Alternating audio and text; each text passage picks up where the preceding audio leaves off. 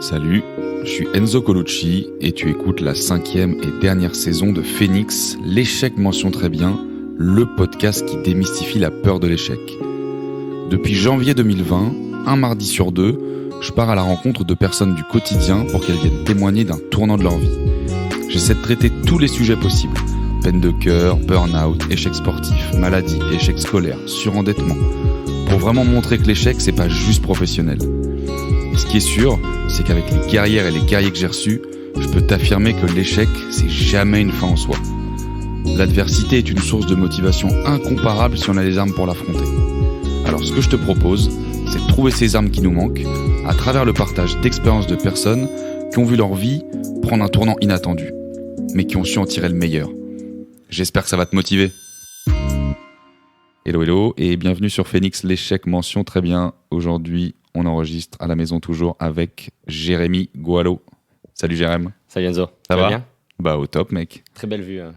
Sympa, hein, on est bien ici. Hein. On est bien reçus. Content que... Je crois que j'étais confiné la première fois qu'on avait discuté. De ouf, t'étais dans une chambre en Colombie. Panama, t'étais au Panama. Un bordel. Positif au fameux Covid et on a réussi à le faire. Et bah, très content qu'on soit là aujourd'hui dans cette fin d'année qu'on enregistre. On va savoir pourquoi on a mis aussi autant de temps. Il y a eu plein de choses qui ont fait qu'on enregistre que maintenant, qui sont très cool, qui font partie du sujet. Jérémy, est-ce que tu peux te présenter pour ceux qui écoutent ? Parfait. Jérémy, 26 ans, originaire du sud de la France. L'accent me trahit ça s'entend pas. Parfois. Passionné de la tech et du voyage. Je pense que ça sera un bon mix de cet échec, regroupe les deux. Et j'ai travaillé, j'étais le premier stagiaire aujourd'hui d'une licorne française. Donc j'ai vécu ce qu'on voit vraiment dans la tech, de passer de 4 à 400 en moins de 5 ans. Et aujourd'hui, je suis vraiment passionné toujours par la tech et je rêve d'entreprendre et me prépare pour entreprendre à nouveau. Et cette boîte du coup dont tu parles, c'est Spendesk, pour ceux qui connaissent. Exactement, un logiciel pour les entreprises. Trop bien. Top Jérémy, avant qu'on rentre dans le vif, est-ce que tu peux nous donner toi ta vision, ta définition de l'échec ? Je pense qu'un échec, c'est quand tu n'arrives pas à voir quelque chose que tu veux vraiment. C'est ça le plus dur. C'est ça le plus dur dans l'échec. De pas voir. De pas pouvoir l'atteindre. C'est souvent quand on se fixe un objectif, quand on veut vraiment quelque chose et qu'on n'arrive pas à l'avoir. Souvent, il y a beaucoup d'échecs, mais ils sont subis, tu vois. Et je pense qu'ils n'atteignent pas vraiment. Mais quand tu veux vraiment quelque chose et que tu n'arrives pas à l'avoir, ça fait mal. Ça fait mal et ça laisse des traces. Et là, tu te considères vraiment un échec. Parce que sinon, c'est plutôt des ratés. Je pense qu'on en a plein des ratés. Je pense que la majorité des gens ont des ratés. Mais quand tu veux vraiment quelque chose et que tu travailles fort et que tu n'arrives pas à l'avoir, là, c'est un échec. T'en as un beau à nous compter aujourd'hui, je pense. Du coup, la définition, elle va te pair avec ça. On va rentrer dans le vif direct. Donc, on a un peu introduit au départ. Donc, toi qui t'étais, donc t'as bossé chez Spendesk pendant 5 ans. T'étais dans les premiers. C'est ça. Je suis arrivé, j'avais 20 ans. Comme toutes les startups, ton rôle est un peu, tu fais tout quoi au début. Donc du customer, de la relation client au commercial, au marketing. Et après, moi, je me suis spécialisé sur tout ce qui était l'acquisition. Donc, comment trouver des clients et comment les faire acheter notre solution. J'ai monté mon équipe, je suis devenu manager, on a bien grossi, on a ouvert des bureaux en Allemagne, en Angleterre, et la boîte commençait à bien grossir, on devait être 120, 150, et là tu commences à te dire ok, qu'est-ce que j'ai envie de faire quoi. Est-ce que j'ai oublié de préciser, mais moi depuis tout petit, je pense que les gens me rendent compte, moi je rêve des États-Unis. Tu vois, j'ai grandi dans un quartier au sud de Toulouse et tu as ce rêve américain, je pense, beaucoup par la télé, beaucoup par la musique, beaucoup par la culture. Et j'avais jamais voyagé, mais je voulais toujours, tu vois, aller aux États-Unis. Je savais pas ce que c'était les États-Unis, je savais pas ce qu'était New York, je savais pas ce qu'était San Francisco, mais j'avais ce rêve-là. Après, j'ai toujours été un peu geek. Tu vois, quand j'étais jeune. Et donc, très vite, il y a le film sur Zuckerberg. Tu commences à voir un peu ce qui se passe dans la Silicon Valley. Tu lis le biopic de Steve Jobs et tu dis, OK, c'est mon monde, en fait. C'est des nerds qui taffent, qui montent des boîtes. Et donc, ouais, j'ai toujours eu cette accroche. Et je pense que tous les gens qui m'ont rencontré quand j'avais 18-19 ans, je leur dirais, à 25 ans, je serai à San Francisco. J'aurai une boîte à San Francisco, quoi. C'était ça mon rêve, quoi. Et... comme dans ta vie, tu vois, tu fais des choix. Tu sais, as beaucoup de croisements. Est-ce que tu tournes à droite? Est-ce que tu tournes à gauche? Et voilà, j'ai fait des choix qui m'ont éloigné. Mon premier stage, du coup, il est resté à Paris. J'ai arrêté l'école, j'ai rejoint Spendesk. J'ai continué. Mais j'avais toujours ça en tête, quoi. Et à partir de 2019, la boîte a bien grossi. tu tournes un peu en rond, ça fait 3 ans que tu es dans ton job et tu te dis qu'est-ce que tu as envie de faire, quoi. Qu'est-ce que tu as envie de faire? Et donc, sur un coup de tête, je prends un billet d'avion, je prends 10 jours de vacances, je pars à San Francisco, je me loue un hostel, tu vois, pendant 10 jours et je passe des entretiens là-bas, je rencontre des boîtes. J'étais encore, tu vois, chez Spendesk, j'étais en vacances et je retourne à San Francisco et ouais, et là, tu te dis, putain, mais c'est ça que je veux faire, quoi. Et je sais pas pourquoi, j'ai rencontré, tu vois, des directeurs financiers qui sont les clients potentiels de Spendesk. Donc là-bas, j'ai pris 3-4 cafés avec des directeurs financiers. Et donc, je suis rentré à Paris, j'ai été voir mon boss et je lui ai dit, ben voilà, je veux me barrer aux États-Unis. J'ai passé des entretiens, j'ai presque des propositions. Mais voilà, en parallèle, j'ai aussi rencontré des directeurs financiers et je pense qu'il y a quelque chose à faire avec Spendesk là-bas. Et ça m'est un peu tombé dessus. Il m'a dit, mais pourquoi tu lances pas Spendesk aux États-Unis, quoi? Et donc, mai 2019, je me retrouve à retourner au San Francisco, du coup, avec mon sac à dos, mon Mac, mais avec une autre casquette, celle de lancer Spendesk aux États-Unis, quoi. Donc, tu concrétises ton rêve. Tu vois, la symbolique, c'est quand ta boîte te paye le billet d'avion pour aller aux États-Unis, ben, tu dis, putain, ça y est, je l'ai fait, quoi. Ça y est, tu as ton job title, tu as ton premier contrat américain, tu as tout. Et là, tu dis, ça y est, j'ai 24 ans, j'ai réalisé le rêve, quoi. Donc, je fais pas mal d'allers-retours au début en touriste. Et après, on commence ta procédure de immatriculer la boîte aux États-Unis et d'embaucher un avocat, commencer pour le visa. Et c'est là, Les galères arrivent. c'est là que les galères arrivent, quoi, l'immigration américaine. Il y a le rêve américain et il y a la réalité américaine. Et si tu veux, je te fais un peu le détail pour comment c'est monté en puissance et comment, en fait, à chaque étape, tu te rends compte que ça va être compliqué et qu'il va falloir réagir. Ça, c'était avant Covid, donc. Hein, C'était avant Covid. C'était 2019, genre, tu débarques Exactement. là-bas. Donc, on commence en septembre à monter un dossier. Mauvaise avocate. Un dossier qui prend 3 semaines normalement parce que tu vois, on monte une boîte aux États-Unis. Je suis le dirigeant de cette boîte américaine. C'est les visas L1 pour être technique, ultra rapide. Voilà, mauvaise avocate. Comme quoi, faut toujours s'entourer et pas lésiner sur les moyens quand tu travailles avec des avocats. Ça prend un peu plus de temps que prévu, 3-4 mois. Le dossier est mal monté. Où j'ai un premier refus. Tu vois, c'est assez symbolique. Le 30 janvier. 30 janvier, donc c'est la veille de mon anniversaire, quoi. La veille de mes 25 ans. J'ai mon dossier pour le visa qui est refusé une première fois. Donc là, tu prends un petit coup, quoi. Mais je continue à y aller en touriste, en fait. Après, on fait appel. Le visa est refusé logiquement une deuxième fois.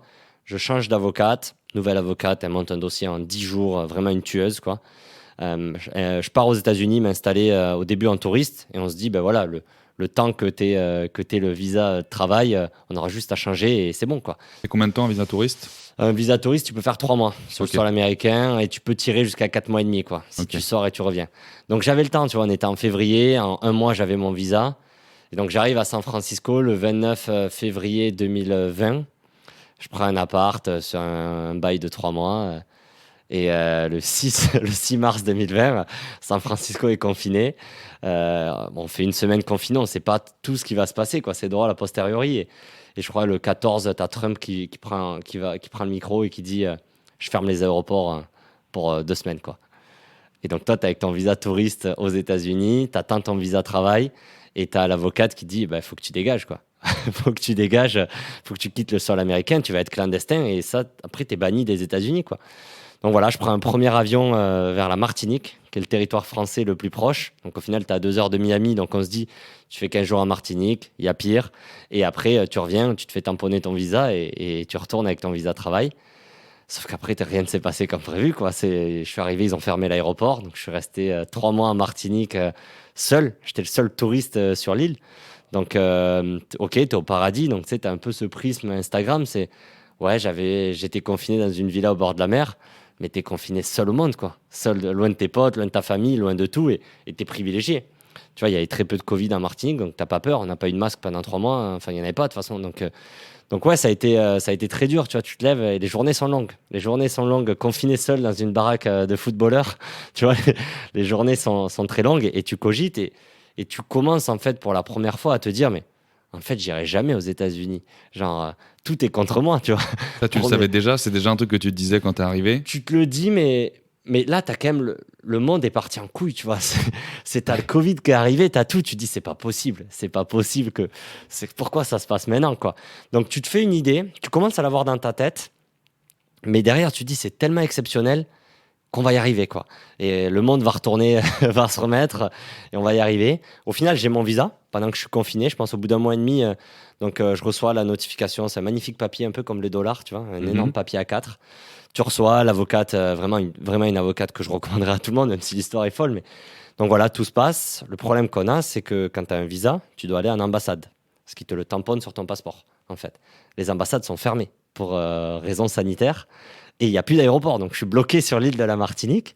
Donc on attend, l'aéroport rouvre le 22 juin. Donc il y a des premiers vols pour Paris, l'ambassade est en train de réouvrir aussi. Donc voilà, on arrive à se mettre 2-3 scénarios pour trouver une ambassade ouverte. Et la veille de mon rendez-vous à l'ambassade, la veille de prendre l'avion, à l'époque c'était tweet, hein, il y a un tweet de Donald Trump qui dit qu'il frise les visas immigrés, quoi.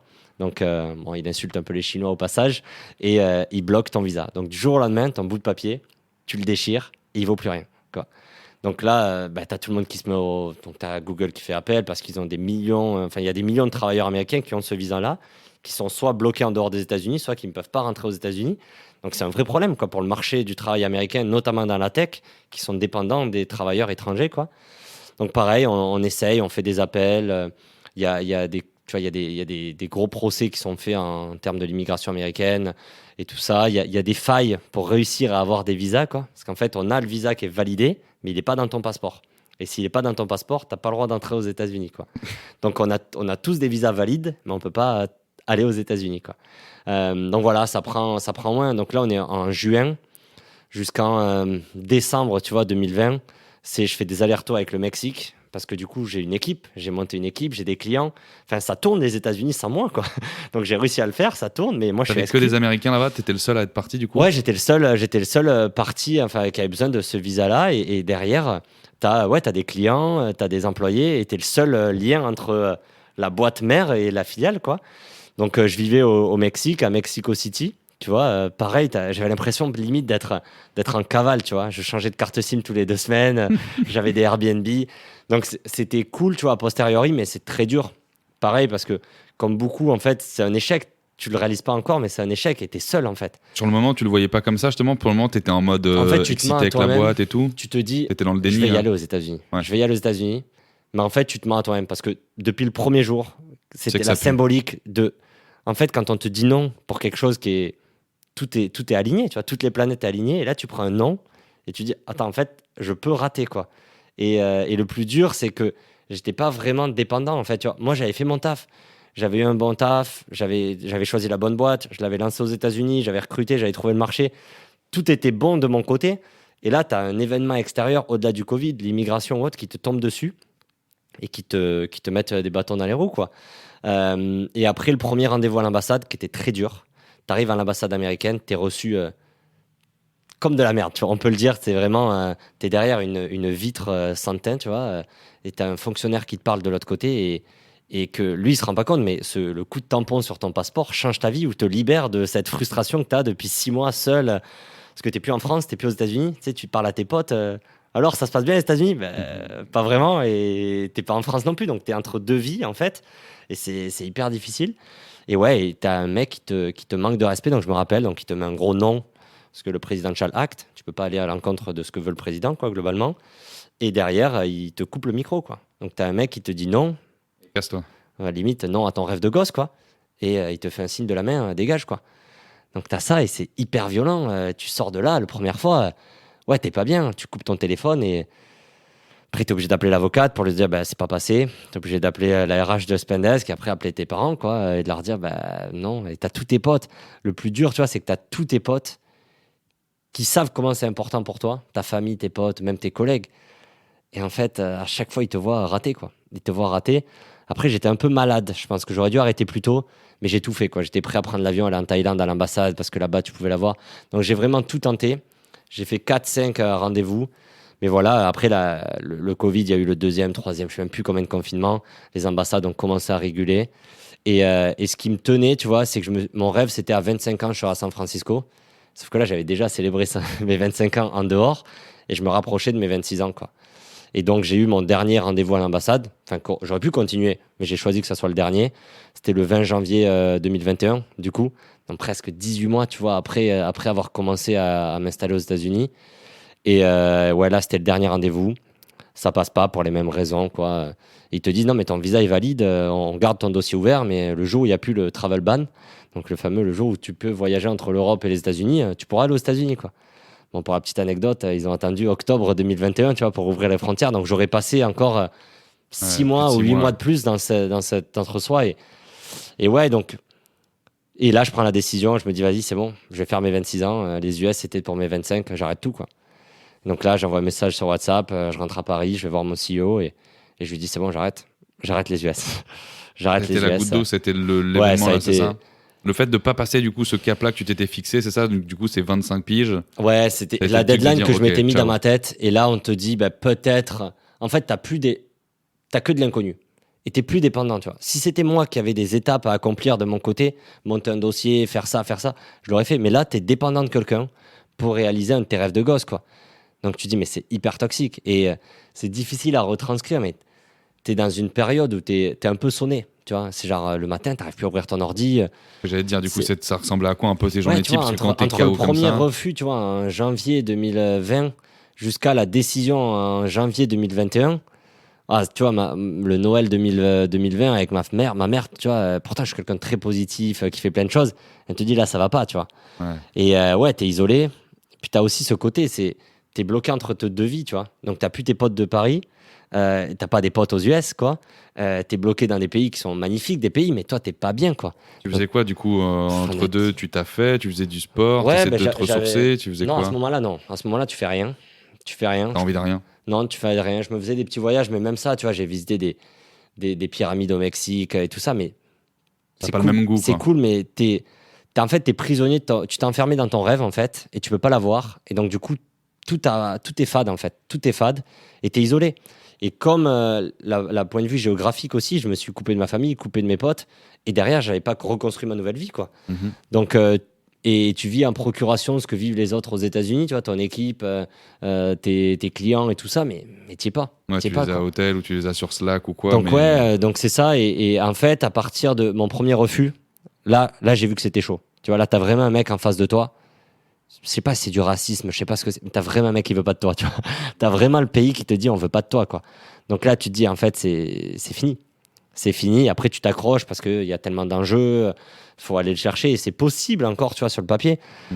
Mais derrière, ouais, là, tu tires sur le côté. Et après le premier refus, avant que je prenne la décision de tout quitter, tu vois, je prends un mois, je vais en Afrique, je vais au Rwanda, je joue un 4-4 et je fais genre 3 semaines au Rwanda, seul au monde, à juste, tu vois, essayer de comprendre. Sauf qu'il y avait les élections américaines à ce moment-là, tu vois. Donc t'es tendu. En plus, elles ont été magnifiques, celles-ci, quoi. Ça a été avec Trump qui reconnaît et tout. Mais voilà, ouais, j'ai premier coupé. Je pense que je commence à en parler en novembre, tu vois. À mon boss, je lui dis, de toute façon, c'est fini. Ça, c'est fini les US. t'avais déjà ça en tête, la graine avait commencé un peu à Ouais, germer déjà. je me voyais plus y aller et tu commences à avoir un tel dégoût, tu vas te dire, c'est toxique en fait pour toi. Tu vois, faut se couper, faut couper ce rêve-là, c'est pas grave, il y en aura d'autres. Et après, ouais, t'as cet événement où du coup j'avais mes 26 ans et j'avais prévu de voyager. Tu vois, je voulais le faire en Jamaïque, aux États-Unis. Et bah non, en fait, mes 26 ans, ce sera pas là-bas, quoi. Et le process pour couper du coup ce rêve et pour essayer de rebondir, du coup, ça a été quoi alors? Je suis sorti du dernier rendez-vous à l'ambassade. C'était 10 heures, refus. 11 heures, j'étais avec mon CEO et j'ai dit, je me barre, je démissionne. Ça y est, t'avais pris la décision directe, là. J'arrête d'être country manager aux États-Unis. Ils tourneront sans moi les États-Unis. C'est fini, je vais plus aux États-Unis. Ouais, c'est la goutte d'eau là. Voilà, donc tu as ça. Ce qui est fait, c'est du coup, je refuse mon visa. Quand tu refuses ton visa, tu es interdit pendant 5 ans des États-Unis. Mais voilà, c'est pas grave, tu vois, c'est vraiment se dire, là, je t'y rentrais, je n'irai plus, quoi. Je n'irai plus, c'est fini les États-Unis pour moi, quoi. Avant tes 30 ans, tu y retourneras plus. Ouais, même, je pense que là, ça y est, T'es dégoûté. t'es dégoûté, mais même, c'est de se dire, je l'ai pas eu, maintenant, il faut trouver un autre projet, quoi. Mhm. Sinon, je pense que tu t'accroches à ce rêve-là toute ta vie et tu le reconstruis pas. Et donc, tu as toute cette phase-là qui est intéressante. Bon, je pense que j'ai repris 15 jours. Je pense que j'ai loué une moto et je suis parti, je pense, à un autre pays, quoi. C'est ce qui m'a sauvé, tu vois. À chaque fois, j'étais quand même dans des beaux lieux où j'étais libre. J'étais clandestin, donc j'étais libre, tu vois. Donc, je pouvais partir. Et ouais, là, je suis parti 15 jours. Au final, les 15 jours sont transformés en 3 mois de sans solde. Donc, tu vois, j'ai posé sans solde. Parce que j'étais toujours du coup embauché de Spendesk, mais plus country manager des États-Unis, quoi. Donc c'était de nouveau sur les contrats français? Même pas. Enfin, Là, j'étais en sans solde. Ok. J'étais t'étais là, mais t'étais pas là. J'étais là et pas là, quoi. Donc même les mecs sur Slack, j'étais là, pas là. Enfin, j'étais même plus sur Slack, mais il y avait mon nom, j'avais encore mon adresse email. Et je savais pas ce que je voulais faire, quoi. Ouais. Et je pense que c'est un peu le premier conseil que je donnerais, c'est de tout couper, se mettre une deadline, en fait, tu vois. Si j'avais pas eu cette deadline, j'aurais peut-être craqué, fait un burn-out en juillet ou autre. Tu vois, j'aurais peut-être implosé, devenu fou. Je serais arrivé aux États-Unis, j'aurais même pas kiffé, tu vois, je pense. Le jour où ils m'auraient donné ça, je pense que j'aurais même pas eu de plaisir, en fait, avec tout ce que j'avais traversé. Et peut-être dans 10 ans, j'y retournerai. Donc j'ai coupé, je me suis mis cette deadline, j'ai coupé. Et là, tu t'isoles vraiment, mais tu te mets vraiment dans dans cette question-là de se dire, mais qu'est-ce que je vais faire maintenant de ma vie, tu vois. C'est quoi mon nouveau rêve? C'est quoi mon nouveau rêve? Et ce qui est très dur, c'est de construire un rêve à l'opposé. Tu vois, de se dire, bah voilà, je veux être aux US, maintenant je veux acheter une boîte dans le sud de la France, tu vois. Et en fait, de construire un rêve à l'opposé, je pense que c'est patcher quelque chose, mais ça va te ressortir derrière, tu vois. J'ai fait beaucoup de séances en thérapie, tu vois. Et en fait, il faut redéconstruire le rêve. C'est pourquoi j'avais envie de partir aux États-Unis, pourquoi j'avais ce sentiment, tu vois, de voyager. Et en fait, tu reconstruis toute ta vie, quoi. Avoir vraiment l'acceptation faite Exactement. à 100%. Ok, ça sera pas les États-Unis, mais si je le décortique, en fait, qu'est-ce qu'il y avait dans ce côté américain?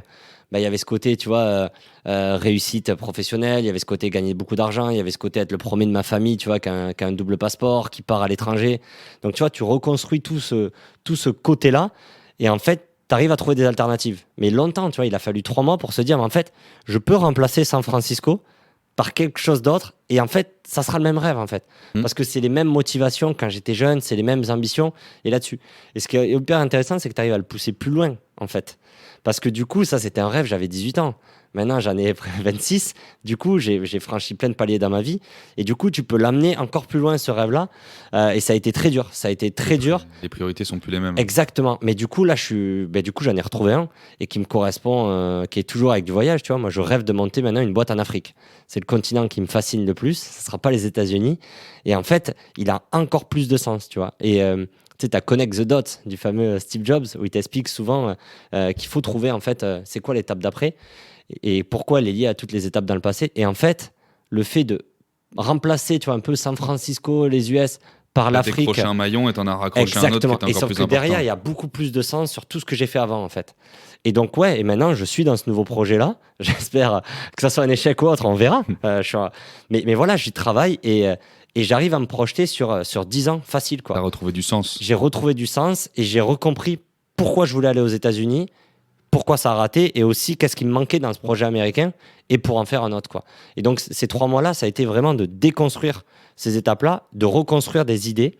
Et ça met encore plus de temps. Alors, deux questions là-dessus. C'est une question qui va venir. Donc, comment tu as déconstruit du coup ces idées-là en 3 mois et tu as été soutenu aussi avant par ta boîte, du coup, Spendesk, quand tu dis tu prends 3 mois et demi sans solde, ils ont été aussi, je pense, hyper bienveillants et ils ont eu beaucoup de compassion pour savoir que tu as traversé 1 an et demi là, de galère. Et je pense qu'ils l'ont vu. Tu vois, ils ont vu que j'avais plus de jus. Ils ont vu que j'avais plus de jus et ça a été. Repose-toi, prends soin de toi, réfléchis. Et donc du coup, tu as eu ce côté-là. Et sur le déconstruire, c'est la chance que j'ai eue, moi, c'est que je pouvais pas faire autre chose, moi. Donc je pouvais plus, tu vois. Donc tu es obligé de déconstruire ton rêve, sinon tu peux rien faire. J'avais lâché mon appart à Paris, j'avais pas d'appart. Enfin, j'étais vraiment dans une bulle, quoi. Donc j'ai été obligé de le déconstruire. Et moi, j'ai fait le choix, tu vois, de me faire suivre, tu vois, par une psy, quoi. Vraiment, où toutes 2 semaines, tu vois, on se posait des questions, on réfléchissait ensemble. Tu faisais ça en visio? Ouais, je faisais ça sur WhatsApp. Okay. Sur WhatsApp, on s'appelait sur WhatsApp. J'ai jamais rencontré, du coup. Okay, on s'est vu là à Paris il y a 1 semaine, quoi. Mais on a passé 6 mois vraiment à déconstruire, à se dire, je suis bien, tu vois. Par contre, je ne comprends pas ce qui se passe et j'ai besoin d'aide. Et donc, j'ai vraiment, tu vois, on se posait des questions chaque semaine avec des petits ateliers. Je pense que c'est Apple Notes. Tu vois, ta recette, c'est d'ouvrir tes notes sur Apple ou sur Samsung, hein, et d'écrire, en fait. Et de se dire, attends, pourquoi je rêvais de ce truc? Qu'est-ce qu'il y a quand j'étais jeune qui a marqué? Pourquoi je veux les États-Unis? Et en fait, étape par étape, tu remontes sur tout le passé, en fait. Tu reprends tout le passé de ta vie. Une fois que tu es arrivé à tous tes traumas un peu d'enfance ou autre, on en a tous, hein, tu reviens et là, tu arrives à faire le futur. Mais tant que tu n'es pas repassé sur le passé, tu n'arrives pas à prévoir le futur. Et donc, j'étais vachement. Moi, j'ai beaucoup voyagé, tu vois. Je me suis isolé en Colombie, j'ai fait le Mexique, j'ai beaucoup voyagé là-dessus. Et donc, j'étais aussi beaucoup seul, même si tu fais beaucoup de rencontres. Ça sera un conseil, quoi. Mais du coup, tu es seul face à toi, tu as tes questions et tu as juste à reconstruire, quoi. Tu as juste à reconstruire, à te dire, OK, c'est quoi la suite, quoi, et pourquoi je vais faire ça, quoi. Donc ça a été ça, ces 3 mois. Et au final, le résultat, je suis revenu en juin 2021. J'ai été voir mon CEO pour la 2e fois. J'ai dit, là, c'est vraiment fini, quoi. Spendesk, c'est vraiment plus dans mes plans pour les 10 prochaines années. Je vais monter une boîte en Afrique. Enfin, je savais même pas à ce moment-là que c'était l'Afrique ou autre, mais ça y est, Spendesk, ça fait plus partie du plan. Il faut que je vole de mes propres ailes, quoi. Et donc voilà, j'ai démissionné, tu vois, après 5 ans du coup de taf dans cette boîte-là.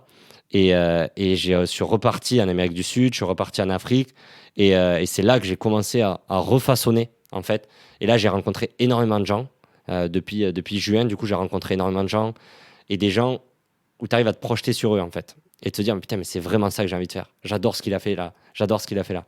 Donc voilà, moi, ma recette, ça a été de beaucoup voyager, beaucoup rencontrer des gens et de me poser énormément de questions et de chercher des réponses et de m'entourer de gens pour trouver ces réponses-là, quoi. Là, du coup, ces réponses-là, tu allais les chercher auprès de ces personnes. Tu rencontrais des gens dans quel but, du coup, pour essayer de comprendre, pour après façonner ton business, pour éventuellement recruter des gens, pour retrouver des partenaires? Ouais, même pas. Au début, tu as vraiment se dire comment, avant de te dire je vais monter une boîte en Afrique, tu as se dire attends, où c'est que Il a déjà fait. Ouais, c'est ça. Et en fait, tu rencontres des expats, peut-être des gens qui sont employés, mais qui vivent, tu vois, au Botswana. Ils te racontent comment c'est la vie au Botswana. Tu dis, mais putain, mais en fait, c'est ça que j'ai envie. C'est même plus kiffant que San Francisco, tu vois. J'ai rencontré des entrepreneurs en Colombie, tu vois, qui avaient monté une chaîne d'hôtels. C'est loin de la tech et de ce que je sais faire, mais tu dis, mais putain, mais c'est ça, en fait. Et en fait, dans chaque personne que tu rencontres, quand c'est un peu ciblé, tu viens piocher, en fait, et te le rajouter. Tu dis, mais putain, lui, tu vois, il est marié à une étrangère. Putain, c'est exceptionnel, tu vois, c'est ça, j'ai envie d'avoir une culture, tu vois, j'ai envie d'avoir mes enfants d'une double nationalité ou autre. T'as quelqu'un qui a monté une boîte, qui a financé une école à côté de la boîte pour former les développeurs et tout. Tu te dis, mais ça, c'est génial, ça, c'est génial. T'as des gars qui ont choisi des villes comme Dakar, comme Cape Town, tu vois, tu dis, mais ça, c'est des villes où j'ai envie de vivre, en fait. Et derrière, t'arrives à rebondir parce que tu t'accroches aux histoires, comme tu l'as dit, et tu arrives à te projeter sur quelque chose de nouveau. Et je pense que dans les 10 prochaines années, maintenant, je me suis fixé 10 ans, tu vois, avec faire des gosses, avoir vraiment, tu vois, ma ville, ma boîte, mes gosses en Afrique. Ça va prendre 10 ans. Mais voilà, je suis reparti au moins pour 10 ans. Et du coup, là, tu es hyper actif. Là, tu reprends... T'as repris goût, là. Ah ouais, là, tu reprends goût et tu as envie de tout faire. Tu as envie de tout faire, tu as envie de rencontrer 30 ou 40 personnes par semaine. Tu plus envie d'être dans ta grotte, quoi, seul au Mexique, quoi. C'est intéressant ce que tu dis, c'est vrai que tu vas te nourrir, en fait, du coup, d'humains, en fait. Tu vas chercher les ressources auprès de personnes et tu restes, encore une fois, pour, entre guillemets, lutter à cette forme d'échec, tu restes en action. On le sent, là, depuis tout à l'heure. Tu bouges, tu voyages à droite, à gauche, tu rencontres des gens. Genre, comme tu dis, tu as eu tes phases où c'était dur d'ouvrir son ordi et tu as eu des phases hyper down où tu plus de motif, tu plus goût pour rien. Mais tu te forces quand même à te dire, je peux pas rester en boule, quoi. Si je reste en boule, je prends rien, quoi. C'est bien de rester en boule. T'as besoin de et passer se poser par là. des questions. Ouais. Et tu vois, moi, tu vois, je me suis créé un petit comité, quoi, autour de moi pour me poser ces questions-là. Mais une fois que tu t'es posé les questions, t'as pas les réponses en boule, seul, à l'autre bout du monde, tu vois. Tellement. Et donc, pour aller chercher les réponses, il faut poser des questions. Et donc, il faut rencontrer des gens, il faut sortir, passer beaucoup plus de temps avec les gens proches. Tu vois, je pense que mes potes, ils m'ont pas eu pendant 9 mois. Tu vois, même sur WhatsApp, j'avais 150 messages sur WhatsApp, tu sais, la pastille. Je répondais même plus aux messages. T'avais pas envie de lire. Non, même pas, tu vois, on fait, et en plus, la majorité des questions, c'est alors, t'as pas envie, tu vois. Ouais.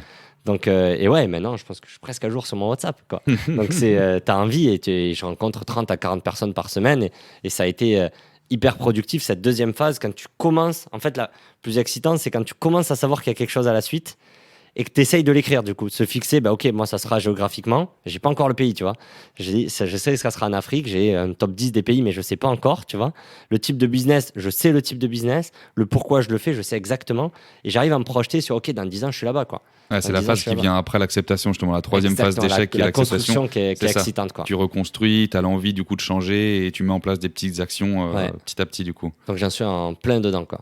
Et c'est qui, tu parlais du coup du comité hyper important, on en parle aussi tout le temps dans l'échec, c'est l'entourage. Ouais. Tu disais que tu avais un petit comité autour de toi qui t'aidait justement à te reconstruire. C'était qui? C'était de la famille, des potes, des collègues, c'était quoi? Ouais, du coup, j'ai pris une psy, tu vois, qui m'a vraiment suivi. Je me suis entouré de 3 personnes qui sont assez proches, qui avaient les mêmes challenges que moi, en fait, qui avaient besoin de reconstruire. Donc, on a tous travaillé en même temps, on a tous démissionné de nos boîtes, on a tous monté une boîte en même temps. Tu vois, on est tous dans cette même réflexion. Certains sont plus avancés ou autres. Mais du coup, on est 3-4 où chaque semaine, on s'appelle. En fait, on a dans le calendrier, on se partage comment on avance. Ça a été hyper fort. J'ai passé beaucoup plus de temps avec ma famille. Tu vois, j'ai passé tous les confinements et tout à l'autre bout du monde, quoi. Donc, j'ai pris du temps vachement avec ma famille, mon père, mon frère, ma mère, tu vois, pour vraiment, et eux, aussi beaucoup plus les inclure dans mes problèmes, leur partager ce que j'ai envie de faire. Et après, j'ai trouvé une copine, quoi, quelqu'un pour partager et pas être dans cette solitude, et quelqu'un qui avait ce même projet, en fait, et au moins, on le fait à deux, et on va le construire à deux sur les 10 prochaines années, quoi. Stylé. Donc, Donald Trump m'a au moins aidé à trouver la femme de ma vie, quoi. Belle histoire, putain, il sert à quelque chose, Donald. Et putain, bah, trop cool. Putain, mais les galères que t'as enchaînées et l'enfer, du coup, de se dire qu'à chaque fois, c'est des facteurs exogènes, en fait. Ouais. C'est ça qui est dur, en fait. C'est de se dire, putain, genre, ça dépend pas de moi et il faut que je fasse avec. Il y a plein de merde qui me tombe dessus. Je fais tout ce que je peux. C'est ça le plus dur. C'est ça le plus dur. Et le plus dur, de toute façon, c'est de se fixer un objectif. Moi, j'avais la chance d'en avoir un quand j'étais jeune. Tu vois, je te disais au début, l'échec, c'est de ne pas réussir quelque chose qu'on veut, tu vois. Mais le vrai problème, en fait, et souvent, je pense que beaucoup de personnes n'arrivent pas à se fixer, tu vois, ces objectifs-là. Mais ouais, quand tu n'arrives pas à l'atteindre, c'est très dur de passer d'un objectif à l'autre. Quand tu réussis à l'avoir, c'est facile d'en fixer un deuxième. Mais quand tu n'arrives pas à l'avoir si proche du but, tu vois, parce que tu as l'impression que c'est un coup de papier sur ton passeport, quoi. Et ouais, c'est vraiment ça qui est très dur de rebondir, quoi. Pour partir à zéro avec des meilleures bases, comme tu l'as dit, tout reconstruire, hein, c'est facile à dire comme ça, c'est sûr, mais ça prend du temps. Là, on le voit, ton cheminement, tu as fait 6 mois, tu as dit, de thérapie qui t'ont vachement aidé, et t'entourer, et aller chercher de l'info, et rester en mouvement, encore une fois, primordial, quoi. Rester en mouvement. C'est quoi les 3 conseils que tu filerais à des gens qui sont justement galères comme ça, peut-être pas dans la même situation que toi, parce que c'est pas non plus hyper commun de se faire tège. Il y en a beaucoup sur l'immigration, dans d'autres proportions, mais malheureusement, les États et l'immigration bloquent le rêve de beaucoup de gens, quoi. Donc, il y en a pas mal. Non, les 3 conseils que je pourrais donner, c'est vraiment le premier, c'est de s'entourer, tu vois, une fois qu'on a passé cette phase dans sa grotte, quoi, s'entourer de gens. Moi, j'ai fait le choix de faire appel à des professionnels, quoi. J'ai mis du temps à la trouver, j'en ai rencontré beaucoup. J'ai lu beaucoup de livres et je suis tombé, tu vois, sur quelqu'un. Je me suis dit, ok, c'est elle où j'ai envie de raconter ma vie et qu'elle m'aide à répondre à mes questions, quoi. S'entourer de gens qui sont dans les mêmes difficultés que nous. Ça aide énormément. Donc le premier conseil, ça serait de s'entourer de gens, vous l'avez compris. Le deuxième, ça serait de se mettre une échéance, en fait. Parce qu'un échec, tant qu'il n'a pas une date de fin, on le subit, en fait. On passe pas à autre chose. Hein. Donc il faut vraiment se mettre une date, et très tôt. Je l'ai peut-être fait assez tard ou inconsciemment, mais vraiment se mettre une date. Et une fois qu'on s'est mis cette date-là, honnêtement, si ça passe pas, il y a très peu de chances que ça passe après cette date. Donc ça serait le deuxième conseil, c'est vraiment de se mettre une date. Et le troisième, c'est de s'inspirer de beaucoup d'histoires des autres. C'est très dur, en fait, quand tu es seul sur une page blanche, d'écrire, en fait, quel sera ton avenir. Et quand je vois, tu sais, aux gosses, quand tu leur poses des questions, tu veux faire quoi de ta vie et tout, c'est impossible d'y répondre, en fait. Et c'est pareil à n'importe quel âge qu'on peut avoir. Et donc, c'est de rencontrer des gens, mais vraiment loin, tu vois, on dit souvent rencontrer vos pères, tu vois. Non, rencontrer des guides dans la jungle, tu vois, au Rwanda, un escaladeur à Rio, tu vois, rencontrer des profils que vous imaginez jamais que vous allez rencontrer, et c'est ouf comment tu vas réussir à, tu vois, il y avait un escaladeur, un mec, tu vois, professionnel climber, tu vois, à Rio. Putain, mais tu te dis, mais je peux prendre la moitié de sa vie, quoi, je kifferais, quoi. Et donc, t'inspirer de gens qui ont rien à voir avec toi, ouais, opportuniste, et faire des rencontres comme ça. Trop stylé. Petite question, du coup, ça me vient, ça que je te l'ai pas posé avant, tu t'en as un petit peu parlé. Du coup, ta psy, ce que tu dis aussi, tu as pris du temps avant de l'accepter et de trouver quelqu'un. Je pense que c'est le cas de plein de gens. Il y a plein de gens qui pensent éventuellement prendre un psy pour les aider et qui franchissent pas le cap ou qui trouvent pas. Toi, du coup, tu l'as trouvé comment? Tu dis en farfouinant un peu J'ai toujours été passionné, moi, un peu de psycho. Tu vois, j'ai pas eu peur. Donc, je pense qu'il faut enlever cette peur, et j'en avais fait quand j'étais très jeune. J'étais un enfant à problème, donc t'es obligé d'aller en voir, quoi, quand tu fous le bordel en cours. Mais derrière, j'avais pas cette peur-là. Par contre, je savais qu'il faut une vraie relation avec cette personne-là. Il faut quelqu'un qui peut vraiment comprendre ta problématique et t'aider là-dessus. Donc moi, c'est un autre entrepreneur, tu vois, qui m'a partagé. Il est venu sur ton podcast, d'ailleurs. Oh. Donc c'est un autre entrepreneur qui m'a conseillé de lire un livre et de rencontrer cette personne-là. Et en fait, je dis souvent, rencontrez-en. De toute façon, en plus, maintenant, c'est remboursé par la mutuelle et bientôt par la sécurité sociale, quoi. Donc, faites une séance avec 3-4 personnes différentes et vous allez le sentir. Vous allez le sentir. Et après, fixez-vous le rythme. En fait, c'est un outil. Tu vois, je pense que les gens, ils ont en tête que un psy, c'est vous allez avoir... on va vous poser des questions, on va faire... En fait, non, c'est vous qui utilisez le psy pour aller atteindre un objectif. C'est toi quoi. qui trouves tes propres Exactement. réponses là-dedans. Donc voilà, c'est un peu démystifié. Aujourd'hui, financièrement, c'est remboursé par la Sécu ou par les mutuelles. Et il y en a beaucoup qui ont écrit des livres, qui ont fait des TED Talks, qui ont fait des vidéos sur YouTube. Donc peu importe là-dessus. Et moi, j'arrive à le faire en voyageant parce que je le fais sur WhatsApp toutes les 2-3 semaines. Donc c'est hyper simple aussi à faire, quoi. Trop stylé. Écoute, c'est une bonne pratique, je pense, pour ceux qui ont du mal à franchir le cap. Trop bien. Bah écoute, Jérém, merci pour cette histoire de ouf, clairement. Première fois qu'on parle d'un truc comme ça dans le podcast, donc trop bien. On passe à la suite de l'interview avec les questions pour la mention. Question pour la mention. Et la première question, pour toi, Jérém, c'est quoi les 3 plus grandes vertus à avoir dans la vie ? Je pense qu'il faut être curieux. Ça, c'est la première vertu parce que on n'est peut-être pas où on a envie de vivre. On n'a pas le job qu'on a peut-être envie d'avoir. Donc, c'est rester curieux pour trouver en fait sa philosophie de vie, quoi, trouver ce qu'on a envie d'accomplir. Le deuxième, je pense qu'il ne faut, je sais pas, l'opposé de timide. C'est ne pas être timide, quoi.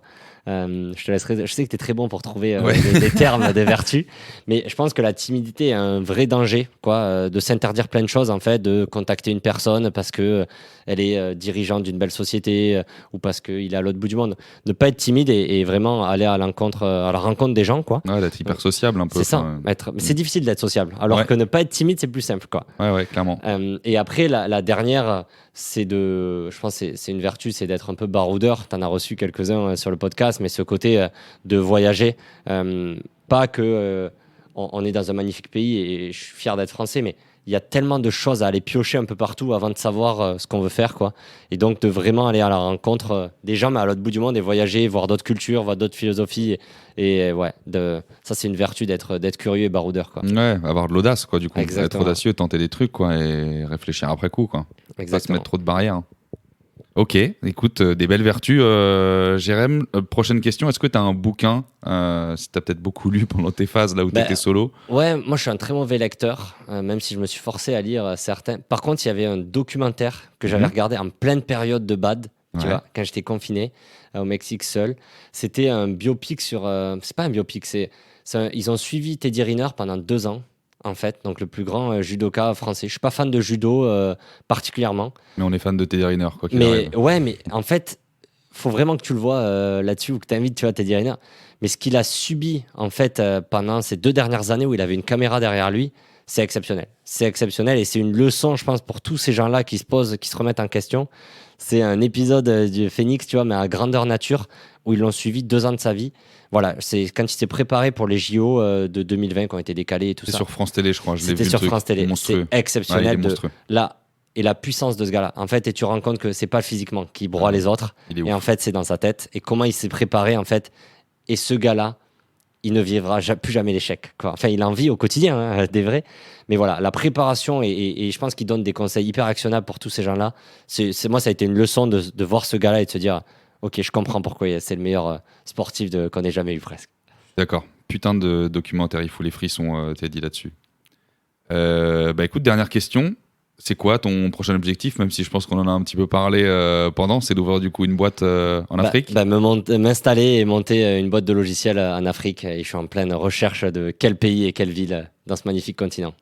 Écoute, franchement, c'est tout le mal qu'on te souhaite, Jérém. Petite, à chaque fois je vais oublier, petit rituel de fin. Est-ce que tu peux résumer en une grosse punchline de fin, là, ce qu'on s'est dit depuis une grosse trentaine de minutes? On a tous des rêves de gosse, plus ou moins enfouis en nous. On a tous peur de les réaliser. Quand on essaye de les réaliser, parfois ça rate, mais on en a plein d'autres de rêves de gosse. Et en fait, on est juste un gosse avec plein de rêves et il faut tout tenter, rencontrer des gens pour continuer à vivre ces rêves de gosse, quoi. Et boum, trop stylé. Jérém, merci beaucoup d'être venu. Merci à toi. Merci d'avoir partagé tout ça. Hyper intéressant. Je pense qu'il y a plein de bonnes choses à piocher dans ce que tu as dit pour les gens qui ont écouté. Tout le meilleur pour la future boîte. Et à bientôt, mec. À bientôt. Ciao. Une fois n'est pas coutume, ça me fait super plaisir que tu aies écouté l'épisode. Merci beaucoup pour le soutien. Comme d'hab, si c'est pas déjà fait, tu peux me permettre de faire connaître le podcast avec 2 actions super importantes. La première, c'est de mettre une note et un avis sur Apple Podcast, comme tu sais. Et la deuxième, c'est d'en parler autour de toi, bien évidemment. Tu peux également t'abonner à la page Instagram Phoenix Podcast et me suivre aussi sur LinkedIn. Je réponds toujours aux messages avec grand plaisir, même si j'avoue que je suis pas toujours hyper actif. Enfin, j'interviens dans les écoles et les entreprises pour réapprendre la notion d'échec. En gros, plus vulgairement, je mets des coups de pied au cul, mais avec sourire et bienveillance. Donc n'hésite pas à me joindre si tu veux que je te mette aussi un shoot de motivation au bureau. Je te dis à très vite pour encore plus d'échecs et encore plus de kiff.